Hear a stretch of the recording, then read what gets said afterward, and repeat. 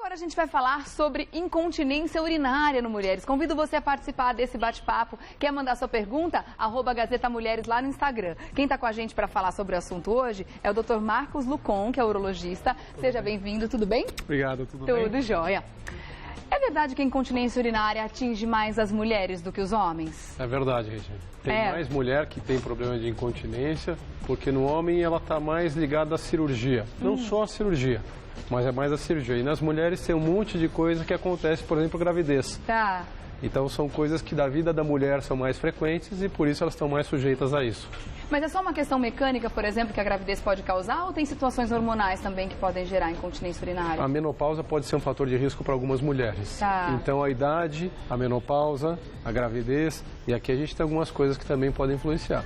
Tá certo. Vamos para os mitos e verdades primeiro, depois a gente fala aqui sobre quais são esses problemas que você pode ter ao longo da vida, dependendo de como são os seus hábitos, né? Vamos dar uma olhada. Primeiro mito ou verdade na tela. Perder peso ajuda a melhorar a incontinência urinária. Mito ou verdade? É verdade. É. A obesidade aumenta em 3 vezes o risco de incontinência urinária. Então, muito peso faz peso. É isso mesmo. A obesidade leva uma pressão no abdômen, como se houvesse a bexiga ficasse pressionada, os próprios órgãos internos. Então, emagrecer ajuda a melhorar a perda de urina. E essa pode ser a causa única e exclusiva, dependendo da pessoa. Emagreceu, muitas vezes esse problema pode cessar. Geralmente não é uma causa só, mas pode ser a causa predominante. E aí, com pequenas coisas, o emagrecimento pode ter uma força importante e ele pode ser a coisa principal para se perder, para deixar de perder a urina. Tá certo. Vamos lá para o próximo, então?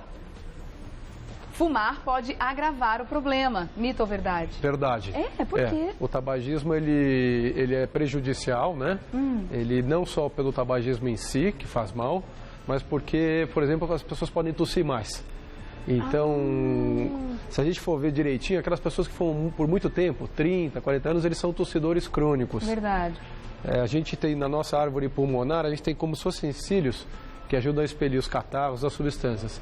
O tabagista crônico, ele perde isso. Então, os brônquios, eles ficam como se fosse a unha, eles ficam endurecidos. Sim. E como é que a pessoa, então, faz aquele movimento que os cílios fariam para eliminar as secreções normais? Ela tosse. E tosse ajuda a perder urina. Então, por isso que tosse com tanta frequência. Qualquer tossidor crônico, seja enfisematoso, tabagista, tem mais perda de urina. Olha só que interessante. E, normalmente, esse problema vai acontecer numa idade em que a pessoa fatalmente já poderia ter esses problemas encadeados por outras situações. Exatamente. Então é um monte de coisa junto, o pico começa a subir aos 50, 60. Pra você ter uma ideia, entre 20 e 30 anos, a frequência de incontinência urinária é 3,5% das mulheres. Tá. Acima de 80 vai para 38%, 10 vezes mais. E é quando fumou lá aos 20, 30 anos, para aquelas que fumaram, já teve os filhos, já envelheceu, já está na menopausa. Então vai somando um pouquinho e pode ter perda de urina. Tá certo. Próximo mito ou verdade? Bexiga hiperativa e incontinência urinária são a mesma coisa. Mito ou Não, verdade? é mito. Isso não é a mesma coisa. A incontinência urinária é a perda de urina involuntária. Tá. Não quero urinar e vaza, né? A bexiga hiperativa é uma das causas de incontinência urinária. Eu vou separar, assim, de forma bem sintética, em 2 perdas de urina. Tá. Uma é aquela perda por esforço, que é ligada na mulher que teve muitos filhos, quando tosse, espirra, dá risada, aí perde um pouquinho. A bexiga hiperativa é aquela bexiga da urgência. Deu vontade de urinar, nem sempre dá para chegar no banheiro. Tem que ir logo, senão vai acabar se molhando. Tem que ir logo, senão vai acabar no banheiro. Então tem muita gente que tem urgência, mas não perde, dá tempo, mas tem outras pessoas que têm tanta urgência que perdem. Isso é bexiga hiperativa. Essa é a bexiga hiperativa. Então ainda não é configurada uma incontinência urinária. Se ela estiver muito forte, pode ser, mas não é. É uma causa de incontinência. Então a gente pode dizer que é uma primeira fase, um primeiro estágio. Perfeito. Pode ser que leve à incontinência, pode ser que não leve à incontinência. Tá. E a perda daquela do esforço, da risada, da tosse, abaixar, essa é a perda de incontinência por esforço, que é diferente da bexiga hiperativa. São 2 causas de perda urinária. Tá. Bexiga hiperativa, perda por esforço. Agora, aqueles exercícios, né, que a gente faz muitas vezes para o assoalho pélvico, Isso. eles são importantes em várias fases da vida, quanto antes a gente começar, melhor, né? É. E eles são também muito bons para quem tem incontinência urinária, ou ele consegue só resolver a questão da bexiga hiperativa, que seria um primeiro estágio? Eles são bons para incontinência urinária, claro que depende do grau da incontinência, as incontinências muito graves não se beneficiam. Não vai surtir efeito. As mais leves, elas podem surtir efeito e a questão é você continuar fazendo. A bexiga hiperativa se beneficia um pouquinho do exercício. O mais clássico é a incontinência de esforço. Tá. Mas, de uma forma geral, é uma tentativa para casos leves, é um bom começo. Tá. Vale a pena tentar. A bexiga hiperativa, ela responde mais a remédio. A incontinência por estresse ou por esforço, que é a da tosse e do espirro, ela é mais cirúrgica.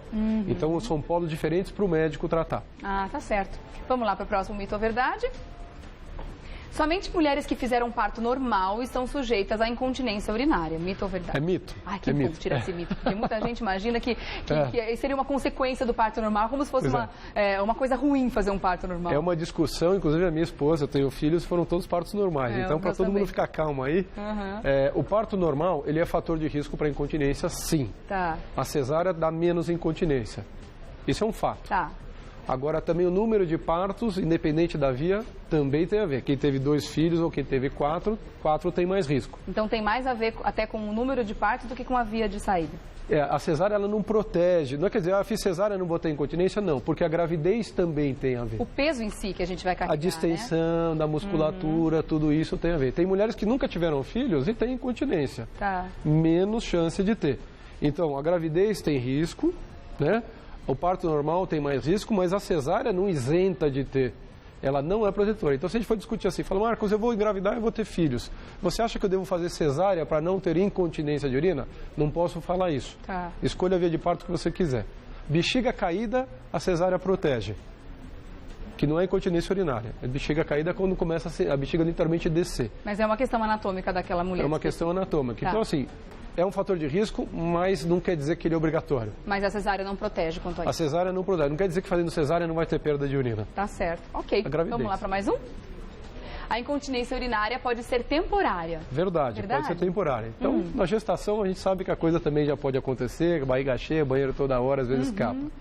Coisa simples. Tem gente que está numa situação limite da dinâmica da urina e quando está no inverno ou quando está resfriada, perde, e quando está no verão, não perde. Quando está tossindo muito, existem mulheres que, olha, quando eu tosso muito eu perco, mas se eu não estiver tossindo, vou bem. Tá. E existe uma coisa muito simples que é uma infecção de urina, que é super comum. Pode levar a uma incontinência urinária, que é temporária, toma remédio, acabou. Tá. Então ela pode ser temporária assim, são situações específicas. Mas de qualquer forma, se está perdendo urina sendo temporário, não é bom procurar um médico para saber qual é a situação que a pessoa está inserida, Você né? tem que saber a diferença, porque isso vai diferenciar a sua conduta como médico. Para saber como ser tratado isso, né? Tá certo. Vamos dar uma olhada em mais um? Mito ou verdade? A incontinência urinária pode afetar a sexualidade. Sem dúvida, sem dúvida. A verdade das verdades que impactam muito a vida da pessoa. Primeiro que muda a autoestima. Ninguém gosta de perder urina. Mas a incontinência urinária, ela pode gerar depressão, ansiedade, atrapalhar o trabalho, dependendo do quanto se perde. Existem pessoas que têm até o isolamento social. 1/3 das mulheres que têm incontinência urinária perdem na relação.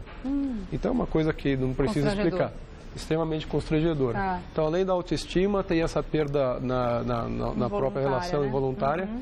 Então, tem impacto enorme na vida da pessoa, mas a melhor coisa é que tem tratamento. A gente consegue ajudar. Então, tem muita coisa para fazer. Então, pode afetar por uma questão, como você falou, né? Afeta o psicológico, sem dúvida nenhuma, Ninguém gosta de perder. Porque é impactante no dia a dia, na questão da vida social dessa pessoa. A pessoa, às vezes, se sente até envergonhada na hora de falar que perde, mas se a gente juntar muita gente aí, a partir de certa idade, todo mundo perde um pouquinho e não tem problema nenhum. Pode tratar e resolver o problema. Tem uma porcentagem que você pode dizer de mulheres acima de 40, 50 anos? O pico começa lá em torno dos 50, 60, mas mulheres de 20 a 30 anos podem perder 3%, 4% das mulheres. Mas perder é de tudo. Ou gente que perde bastante, raro nessa idade de 20 a 30. A maioria perde uma gotinha aqui, uma gotinha ali, não precisa nem usar uma proteção. Agora, acima de 80 anos, 1/3 ou 40% das mulheres perdem com frequência. Caramba, e esse número é maior ainda se forem pacientes que estão em casa de repouso, internadas, chega a 70%. Tem aqui alguns que eu imagino que são fatores complicantes, como você já falou, o cigarro, o tabagismo, é uma situação em que a pessoa pode ter perda de urina no futuro, pelo esforço em tossir com frequência, né? Isso. Como você já colocou. Agora, e o cafezinho? Tá fazendo o que aqui? O café, ele é um estimulante, né? A gente toma café para ficar acordado, a gente toma café porque é gostoso, mas ele estimula também para algumas pessoas, não é para todo mundo, mas ele estimula a frequência urinária. Tá. Então tem gente que, aquela urgência que a gente comentou de ter que ir para o banheiro, de dar vontade de correr, o café pode ser uma causa disso. Outras substâncias que têm cafeína, eventualmente chá, pode também dar esse sintoma. Refrigerantes de cola. Refrigerantes, exatamente, refrigerantes de cola, tudo que tem cafeína e também pelo volume que se bebe. Tá. Existe muita gente que fala assim, puxa, eu levanto à noite 2, 3, 4, 5 vezes, está errado? Uma pergunta simples assim, qual que é o jantar? Ah, meu jantar é um café com leite, é um chá, a gente toma água e vai no banheiro. Então, se a gente tomar líquido, tomar um refrigerante, que além do líquido tem a cafeína, vai no banheiro. Pode dar problema. Pode dar problema. Agora, o contrário também pode acontecer. A pessoa evitar de tomar água, evitar de se hidratar ao longo do dia, justamente para não ter a frequência de idas ao banheiro. Isso também pode ser prejudicial para a saúde, né, doutor? Isso é prejudicial se você tiver uma restrição muito grave. E quando você faz uma restrição só à noite, por exemplo, eu levanto muito à noite, tem gente que só queixa disso. Tá. De dia está trabalhando, está fazendo atividade, não é um problema. Então a gente falou, olha, vamos jantar mais cedo e a partir daí não tomar líquido. Tá. Mas desde que durante o dia você tenha se hidratado adequadamente. Uma hidratação adequada, né? Tá certo. Agora tem aqui os lencinhos também, esses lencinhos de controle do odor, né? Muitas pessoas usam lencinhos umedecidos. Isso aqui pode ser um aliado ou não? Ele é um aliado. A incontinência urinária, ela tem algumas que a gente chama de morbidade. Morbidade são as coisas que são agravantes e que são problemas. A incontinência urinária pode dar mais infecção, ela pode dar irritação. E aí a gente tem que ter uma boa higiene, isso é fundamental. Por causa da umidade constante que pode ficar ali, né? Umidade constante, a própria urina, ela dá aquela assadura que a gente chama, né? Tem o nome técnico, é dermatite amoniacal, mas é uma assadura. E leva, inclusive, a mais queda e fratura de ossa de mulher, porque vai ao banheiro à noite, mesmo idoso. Então, além da irritação, da infecção, tem problema que pode ser importante se quebrar um fêmur, por exemplo, na hora de levantar. Um trauma muito importante como esse, né? Então, quem tem incontinência urinária, é importante sempre ter um lencinho umedecido uma higiene bolsa, perfeita, uma coisa assim. Até para evitar os odores, né? Que é desconfortável. E o biquíni? O que ele está fazendo aqui? Pois é, o biquíni é uma coisa que a gente ouve muito no consultório no dia a dia, né? Então, aquela história, fiquei com o biquíni molhado, tive infecção de urina, ou qualquer coisa que fique assim, que remeta à umidade. Isso é uma sensação que muitas mulheres têm, que dá vontade de ir no banheiro. E às vezes dá até infecção. Então, no dia a dia, a gente sabe que tem mulher que é sensível e que o biquíni molhado é um problema. Isso é para orientação da roupa confortável, de você procurar ainda dentro da higiene, dos hábitos de saúde que sejam bons e que não te deixam propenso. A infecção de urina é uma causa de incontinência urinária e para algumas pessoas o biquíni molhado gera infecção. Entendi, tá certo. Então tem que evitar. Até a gente já tratou sobre esse assunto aqui um pouquinho mais no início do ano e realmente a orientação é essa, né? Quanto mais tempo você ficar com o biquíni molhado, né? Quanto mais tempo você ficar com o biquíni molhado, maior a chance de você ter algum tipo de infecção, até fungos, né? E outras, isso, é muito comum. Outras situações infecção ali, por né? fungo. Agora tem aqui também alguns protetores, né? Que a gente pode chamar assim, protetores ou fraldas, enfim, que os adultos devem fazer uso no caso de incontinências mais severas, né? Quem tem perda muito grave tem que usar uma proteção maior. Existem, a gente conhece a fralda geriátrica, né? Mas existem esses aqui que você vê que ele tem um elástico, é uma outra forma, é simplesmente um forro em que a pessoa pode usar. Como se fosse uma calça mesmo, isso. né? A vantagem é que ela é mais confortável.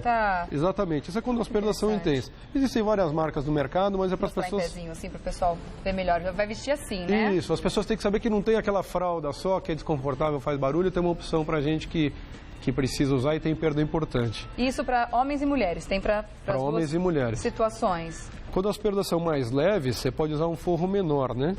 Que são esses dois que estão aqui. Esse é o masculino, também tem comercial, e esse é o feminino, lembra um pouquinho o absorvente, só que um pouco maior, né? E o masculino tem um desenho um pouco diferente, que na verdade essa aqui é a parte da frente e aqui é a parte de trás. Que vai bem na frente. Isso. E aí você segura com a roupa íntima. Você segura assim com a roupa íntima, tem um adesivo, como o feminino. Mas é que muita gente não lembra que tem isso para perdas discretas e que são volume menor, né?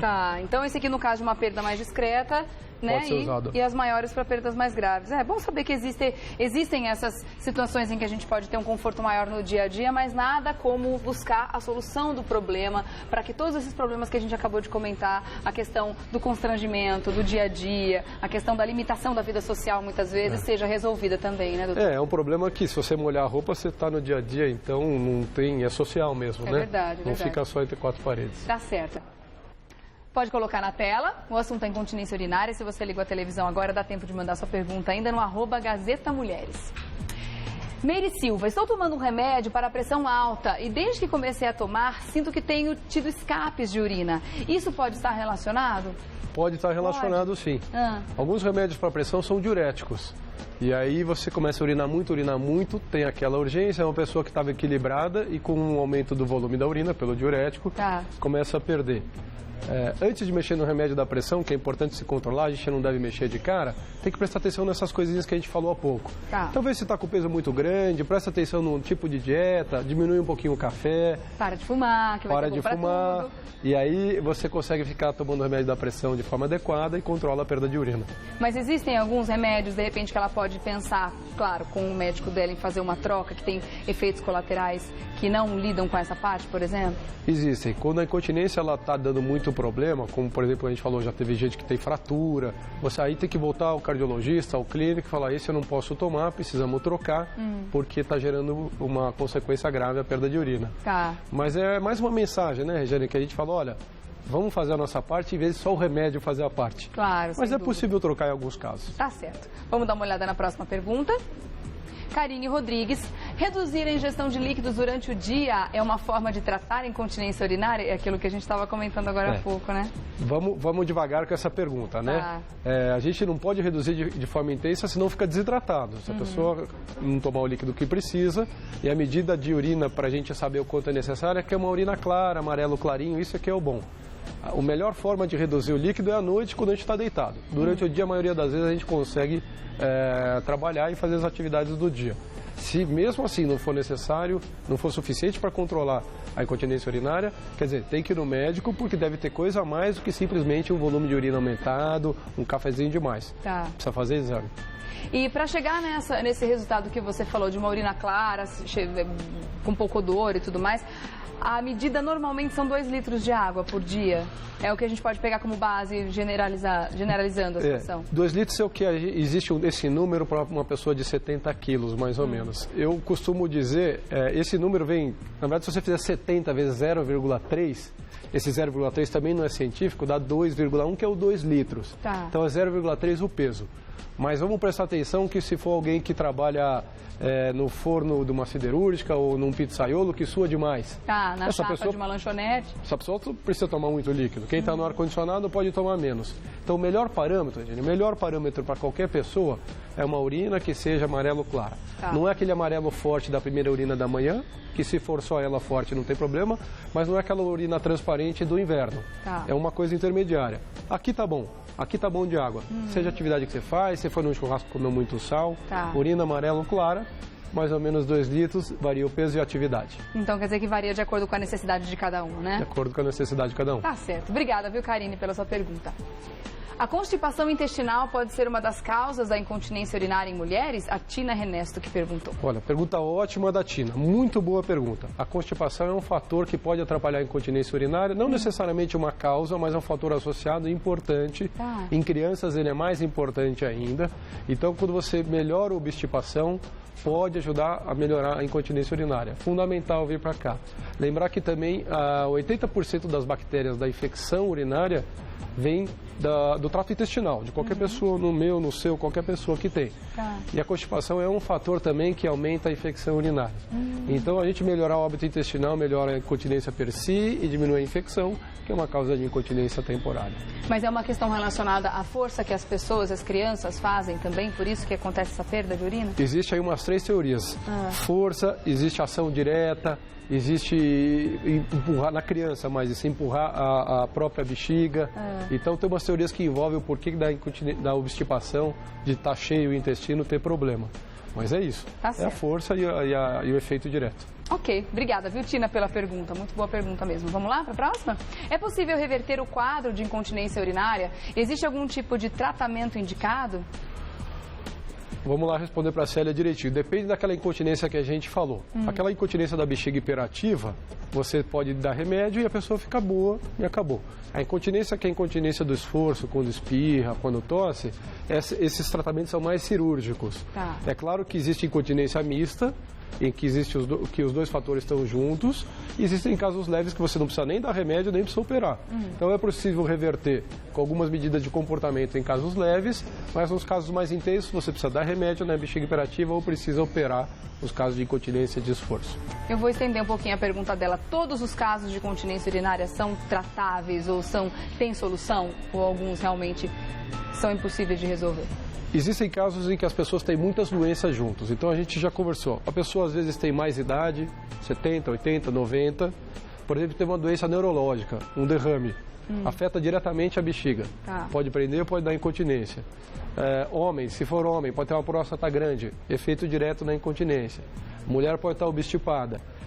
Pode ter cirurgia prévia, a cirurgia de próstata, quando é de câncer, pode levar alguns homens à incontinência urinária. Então, existem fatores que agravam muito a situação e você consegue diminuir o impacto da incontinência. Então, em vez da pessoa ter que usar 4 ou 5 forros, ela passa a usar 1 ou 2. Tá. E existem casos que se curam. Depende E no caso da bexiga hiperativa, em que um remédio pode resolver, ele resolve enquanto a pessoa estiver tomando o remédio? É uma questão crônica que ela tem que tomar a vida toda ou o remédio é administrado por um período só? O remédio ele tem que ser usado cronicamente porque ele inibe... A bexiga hiperativa é o seguinte, nós estamos aqui conversando, estou com um pouquinho de xixi na minha bexiga, a minha bexiga dá um pequeno sinal para o meu cérebro e fala, Marcos, tem um xixi aí, eu estou aqui conversando. Quando a minha bexiga começar a encher e estiver cheia, minha bexiga vai fazer assim e a gente perde. A bexiga hiperativa, com um pequeno volume de urina, ela começa a contrair demais. Então ela passa uma informação errada. Vem para o cérebro e fala, sua bexiga está cheia, não está.